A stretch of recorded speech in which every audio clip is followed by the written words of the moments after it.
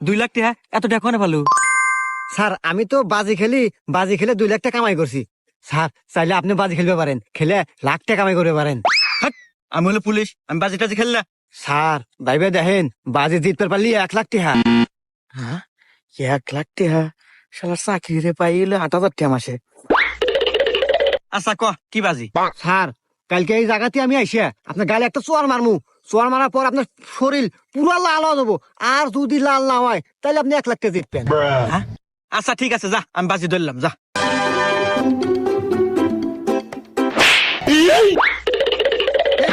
আমার গাও নালা নাই, দে দে 1 লাখ টাকা দে।